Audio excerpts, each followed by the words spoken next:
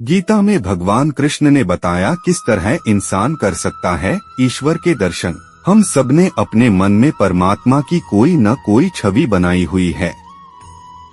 यही छवि किसी पेंटिंग या मूर्ति के रूप में भी सामने आती है।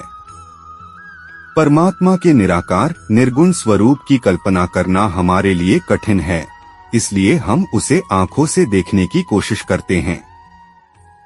हम भगवान को एक भौतिक या सगुण रूप देने का प्रयास करते हैं। भगवान को देखने का सही तरीका क्या है? साकार या निराकार?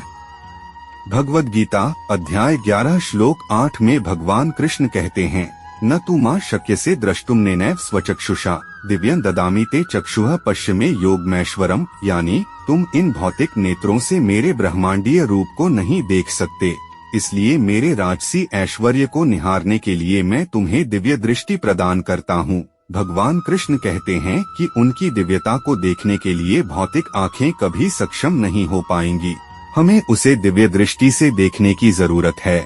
भगवद गीता में भगवान कृष्ण ने अर्जुन को यह दिव्य दृष्टि दी। प्रारंभ में अर्जुन भगवान को अपनी धारणाओं के आधार पर देखता है। धीरे धीरे वह मन में बनाए सभी रूपों को तब तक ईश्वर में विलीन होते देखने लगता है, जब तक कि केवल एक अलौकिक अग्नि ही शेष रह जाती है। 1000 सूर्यों की चमक के बराबर यह तेज अर्जुन को चकाचौंध और भौचक्का कर देता है।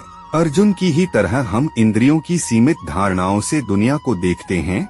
एक चमगादड़ इंफ्रारेड दृष्टि से जो देखता है वह मानव आँख के लिए असंभव है। इसी तरह ईश्वर को संकीर्ण दृष्टि से देखना उसके वैभव को सीमित करना है। फिर भी सब अपने अपने चश्मे से ईश्वर को देखते हैं। जैसा धारणाओं का लेंस वैसे ही दिखते हैं भगवान। परमात्मा के वास्तविक स्वरूप को देखने के लिए सबसे पहले क्षितिज का विस्तार करना सीखना चाहिए और आंतरिक दृष्टि से दुनिया को देखना चाहिए। भौतिक आँखों से बाहरी रंगरूप ही देख पाते हैं, जबकि आंतरिक दृष्टि से देखना बंधी बंधाई धारणाओं को एक स्वरूप में विलीन कर देना है। यह प्रेम, सहानुभूति और करुणा पैदा करना है। यह दूसरे के अनुभव को अपने रूप में शामिल करना है। दुखियारों की पीड़ा से दुखी होने और उनके सुख का जश्न मनाने वालों की खुशी महसूस करना है। यह प्रकृति की ऊर्जा से जुड़ना और उसकी तरंग से खुद में कंपन महसूस करना है। जिस क्षण आप प्रतिध्वनि से मेल खाने लगते हैं, उसी क्षण से भीतर का प्रकाश फूटने लगता है।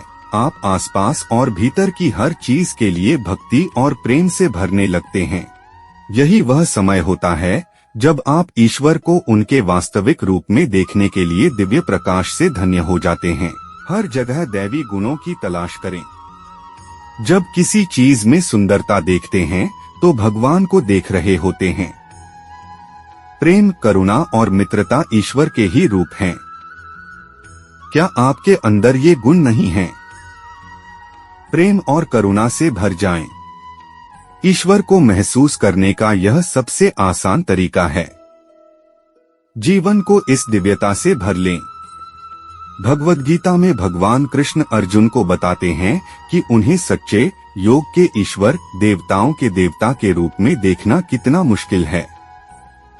केवल शुद्ध भक्ति ही इस दृष्टि को प्राप्त करती है।